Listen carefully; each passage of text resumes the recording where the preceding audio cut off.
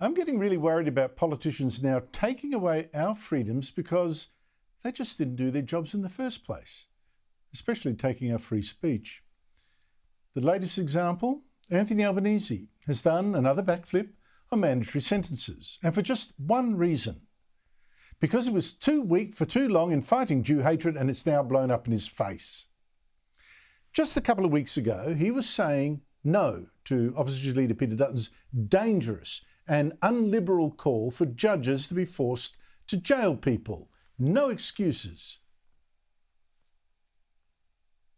For 6 years for terrorist attacks, 3 years for financing terrorists, and a minimum of a year for having a hate symbol, whatever that might be.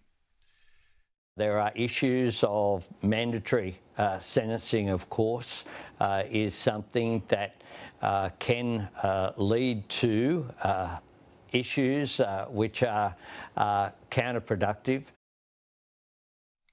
Now, Albanese was actually right 2 weeks ago. I mean, there is a reason for not having mandatory sentences. It really should be up to the judges who decide how long to throw someone in the clink or not at all, because they've heard all the evidence. I mean, the guilty person might just be some sort of moron who didn't know what he was doing, was under some kind of stress, now is ashamed.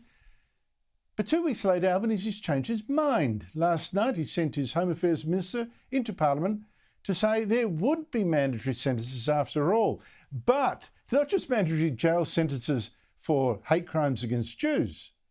Also mandatory jail for anyone threatening force or violence against people on the basis of their race, their religion, their nationality, national origin, ethnic origin, even their political opinion.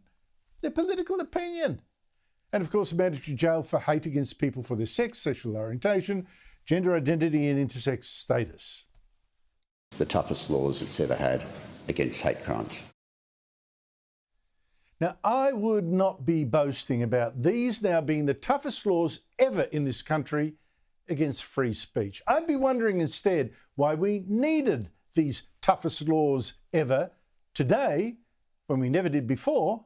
And I would be saying sorry to the Australian people that this government handled things so badly that to fix it now, they must crack down even harder on our free speech.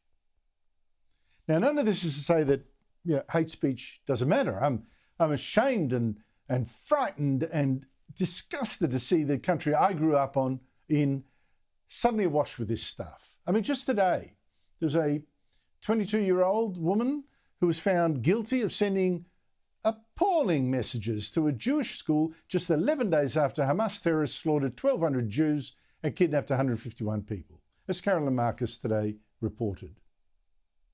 Yasmin Mansour sent the message to the school on Instagram in the days after the October 7 terror attack on Israel in 2023. She wrote, "Your school's nothing but a disgrace. You are the children of Satan. Get cancer and die a slow, painful death. Enjoy your day. I hope it's your last. And praise Hitler. If only he was here to continue the mass destruction of your bloodline." Yeah, this woman faced court because we do already have laws for this kind of stuff. We got plenty of laws, in fact, that get you shut up, censored, even jailed already for what you say.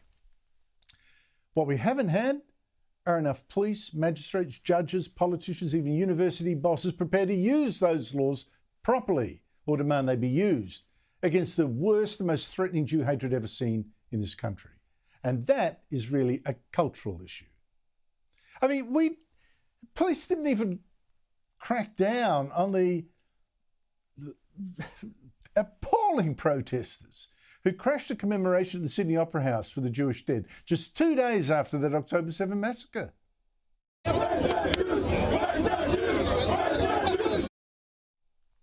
It's about will, not laws. And with Albanese, we have had a Prime Minister who actually poured petrol on this Jew hatred by repeatedly attacking Israel to keep sweet with Muslim voters.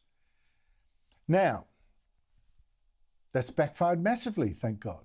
The latest Essential poll shows 43% of voters now say the government isn't doing enough to fight Jew hatred. Just 30% thought it was enough. What Albanese thought was a vote-winning strategy turns out to be a loser. And today, he had more strife on that front. The Albanese was blindsided by an opposition call for an independent inquiry into why he last month didn't even know, until he read it in the newspapers, that New South Wales Police had 10 days earlier found a caravan full of explosives in Dural with a list of Jewish targets he didn't know. No one had bothered to tell him. Not even New South Wales Premier Chris Minns, who'd been told the next day after this caravan was found by his police. And for 9 days, even he didn't tell Albanese.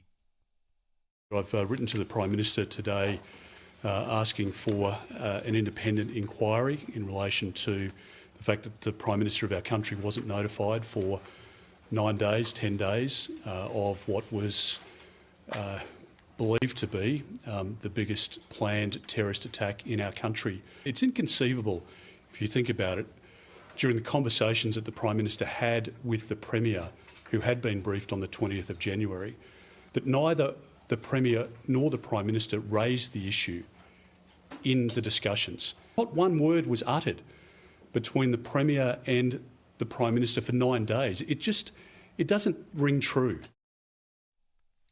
I find that quite damning. Now, I get that this is great politics for the opposition. I get that. And that, in fact, is what Albanese kept saying again today.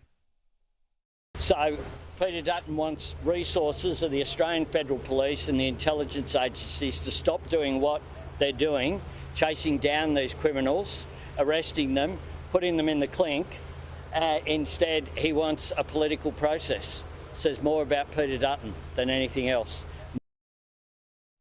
They say, I understand it's politics, but there's also a big issue here. How could our Prime Minister not be told of a threat this serious? Now, I get it. There was no detonator with the explosives. The caravan had been dumped. I get that. But what else isn't he told? And how much of an idiot would he have looked if the people who had arranged that caravan had actually had a second bomb, which then did go off? How can we conceive of a position where the Prime Minister of our country is not aware of a planned mass terrorist attack that could have resulted in a 40-metre blast zone and hundreds of people losing their lives? I think they're reasonable questions, not politically based. This is a matter of national security and it can't be repeated. No wonder, given the heat, perhaps, that Albanese today skipped question time in Parliament to go see the floods in Queensland. From the fire to the water, what a relief. But it's also no wonder that Albanese is now desperate to sound tough on the anti-Semites. Just seen the polls. No wonder he backflipped on mandatory sentences, now backing a bad Liberal idea in a race by both parties to show who's toughest on Jew haters. But all we needed was for politicians like Albanese to do their job. Restrict immigration from countries known for Jew hatred. Stop demonising Israel. Crack down on the threatening street protests. Reform our education system. Fight the identity politics that inevitably makes Jews look evil to the young. They're too white. They're too rich. They're too capitalist. And if they had only just spoken up. They didn't, and now they're trampling on your freedoms. And it's not just the Albanese government. The New South Wales and Victorian governments, both Labor, are also now planning tougher hate speech laws. And you know, politicians just love shutting up the public. Now, like the Albanese government actually boasts, we've never had laws as tough on your speech as the ones they're now passing. And you should tell them that's only because you failed us.